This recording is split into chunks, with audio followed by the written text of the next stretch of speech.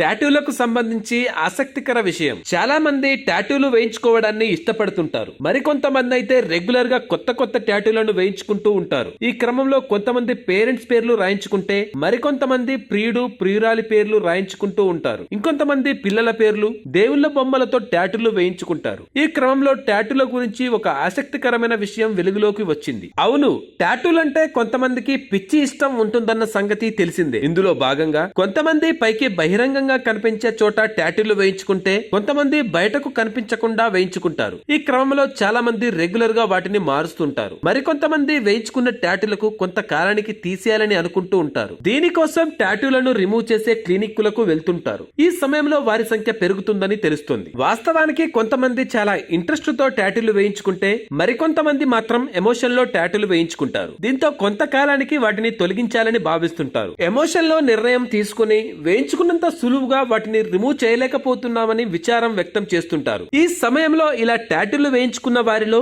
కనీసం నలుగురిలో ఒకరు ఆ విషయంపై విచారం వ్యక్తం చేస్తున్నారంట. ఇందులో భాగంగా టాటూలు వేయించుకున్న నలుగురిలో ఒకరు ఆ విషయంపై విచారం వ్యక్తం చేస్తున్నారని పీటీఐ వార్తా సంస్థ వెల్లడించింది. ఈ క్రమంలోనే వాటిని తొలగించుకునేందుకు బెస్ట్ టాటూ క్లినిక్స్ అంటూ గూగుల్లో సెర్చ్ చేస్తున్నారని తెలిపింది. కాగా టాటూలను తొలగించుకునే విషయంలో అనుభవజ్ఞులైన వారిని సంప్రదించాలని చెబుతారు. టాటూలను తొలగించే ప్రక్రియ లేజర్ ద్వారా ఉండడం వల్ల చర్మం పొర సున్నితత్వాన్ని దృష్టిలో పెట్టుకుని ఆ పని చేస్తారు. పైగా ఈ ప్రక్రియ ఒక సెషన్ లో పూర్తయ్యేది కాదని అంటారు. ఇంక్, ఆర్ట్ స్టైల్, టాటూ సైజ్ మొదలైన విషయాలపై ఈ సెషన్స్ ఆధారపడి ఉంటాయి. యునైటెడ్ స్టేట్స్ ఆఫ్ అమెరికా తర్వాత గ్లోబల్ టెక్ పవర్ హౌస్ గా ఆవిష్కరణలకు కేంద్రంగా పేరు సంపాదించుకున్న దేశం చైనా. అలాంటి దేశం తాజాగా ఓ ప్యాసింజర్ విమానం ఫస్ట్ టెస్ట్ రన్ ను పూర్తి చేసింది. ఇది మాక్ 4 వేగంతో ప్రయాణించగలదని చెబుతున్నారు. ఈ విమానం కాకోడ్ కంటే రెండింతలు వేగంగా వెళ్లగలదని అంటున్నారు. అవును, చైనాకు చెందిన స్పేస్ ట్రాన్స్పోర్టేషన్ అనే ఏరోస్పేస్ సంస్థ యూన్సింగ్ విమానం ప్రోటోటైప్ ను ప్యాసింజర్ల కోసం తయారు చేసింది. ఈ సమయంలో దీని ఫస్ట్ టెస్ట్ సక్సెస్ఫుల్ గా పూర్తయినట్లు ప్రకటించింది. ఇదే సమయంలో వచ్చే నవంబర్ లో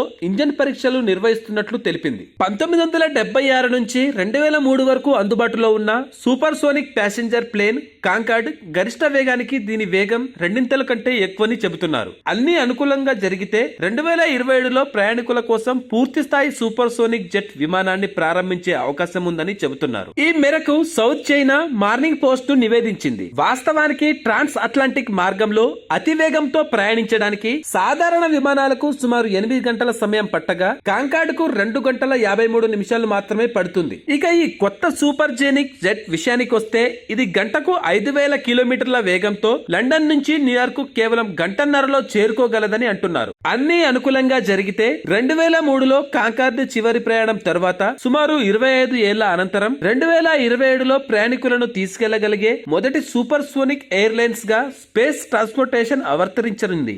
ఆత్మహత్య చేసుకునే మానవేతర ప్రాణుల వివరాలు, కారణాలు ఇవిగో. ఆత్మహత్య ఏమాత్రం సరైన ఆలోచన కాదు, ఏమాత్రం సహేతుకం కాదు. అది ధర్మ ప్రకారమే కాదు, చట్ట ప్రకారము నేరమే. ఇలాంటి ఆలోచనలు ఎవరికైనా వస్తుంటే వారికి కౌన్సిలింగ్ సెంటర్స్ ఉంటాయి. క్షణికావేశంలోనో, భరించలేని బాధలోనో, నిరాశ నిస్పృహలోనో చాలా మంది ఆత్మహత్యలకు పాల్పడుతుంటారు. అయితే అలాంటి ఆలోచన చేసేది కేవలం మనిషే కాదు, ఆ జాబితాలో చాలా రకాల ప్రాణులే ఉన్నాయని అంటున్నాయి పలు అధ్యాయాలు. ఈ విషయంలో నేలపై నడిచేవి, నీటిలో బ్రతికేవి చాలా ప్రాణులే ఉన్నాయని అంటున్నారు. ఈ నేపథ్యంలో ఆత్మహత్యలకు పాల్పడే మానవేతర ప్రాణుల వివరాలు, అందుకు గల కారణాలను ఓసారి తెలుసుకుందాం. అవును, ఆత్మహత్య చేసుకోవాలని ఎవరైనా అంటే అంత కష్టం ఏమొచ్చిందనేది వారికి ఎదురయ్యే ప్రశ్న. నా కష్టాలు నీకేం తెలుసు అనేది అటు నుంచి వచ్చే సమాధానం. అయితే ఈ విషయంలో మనిషే కాదు, మనిషికి అత్యంత సన్నిహితమైన జంతువుగా పేరున్న కుక్కలు కూడా ఈ జాబితాలో ప్రధానమైనవిగా అంటున్నారు పరిశీలకులు. ఒత్తిడికి, తీవ్ర నిరాశకు గురైనప్పుడు కుక్కలు కూడా ఆత్మహత్య చేసుకోవాలనే ఆలోచన చేస్తాయంట. ఈ సమయంలో వాటిని అవే గాయపరుచుకోవడం, గోడలు ఎక్కి దూకడం, పూర్తి నైరాశ్యంలో ఉన్నట్లుగా ఒకే చోట పడుకొని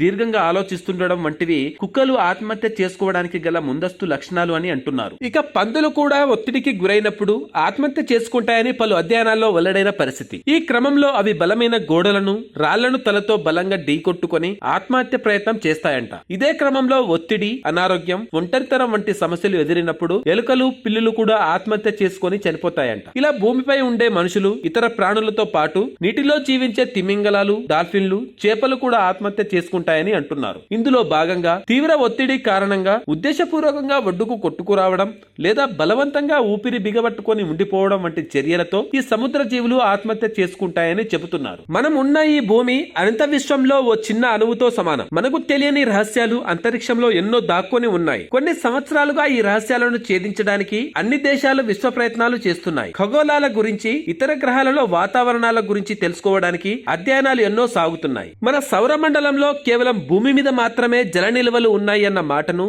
శాస్త్రవేత్తలు ఎప్పటి నుండో ఖండిస్తున్నారు. తాజాగా చైనా అంగారకుడిపై కొన్ని కోట్ల సంవత్సరాల క్రితం ఉన్న మహాసముద్రం ఆనవాలను కనుగొన్నామని పేర్కొంది. పురాతన చైనీస్ ఖగోళ శాస్త్రాల ప్రకారం మార్స్ ప్లానెట్ ను ఫైర్ స్టార్ అని పిలుస్తారు. మనం ఈ ప్లానెట్ ను అంగారకుడు అంటాం. ఈ రెడ్ ప్లానెట్ కు సంబంధించి ఎన్నో మిస్టరీస్ ఇప్పటికీ సాల్వ్ కాలేదు. ఎన్నో దేశాలు డజన్ల కొద్ది అంతరిక్ష నౌకలను అంగారక గ్రహంపై పంపారు. ఇప్పటికీ పంపుతూనే ఉన్నారు. ఎంత ప్రయత్నించినా అంగారక గ్రహానికి సంబంధించిన రహస్యాలు ఇంకా ఛేదించలేకపోతున్నాము. అయితే తాజాగా చైనా కొన్ని కోట్ల సంవత్సరాల క్రితం ఈ అంగారక గ్రహంపై ఒక మహాసముద్రం ఉండేది అని తన పరిశోధనలతో తేల్చి చెప్పింది. చైనా అంగారకుడు పైకి పంపిన జరాంగ్ రోవర్ దీనికి సంబంధించిన కొన్ని ఆధారాలను సేకరించినట్లు వాళ్ళు వెల్లడిస్తున్నారు. మార్టిన్ ఉత్తర అర్ధగోళంలోని ఉటోపియా ప్రాంతంలో ఈ రోవర్ 2021 లో ల్యాండ్ అయింది. అప్పటి నుంచి ఇది మార్టిన్ ఉపరితలాన్ని పరిశీలిస్తోంది. ఈ నేపథ్యంలో తాజాగా ఈ రోవర్ పంపిన కొంత డేటా అక్కడ కొన్ని సంవత్సరాల క్రితం ఇంకిపోయిన సముద్రాన్ని సూచిస్తున్నట్లుగా శాస్త్రవేత్తలు గుర్తించారు. మార్స్ పై ఉన్న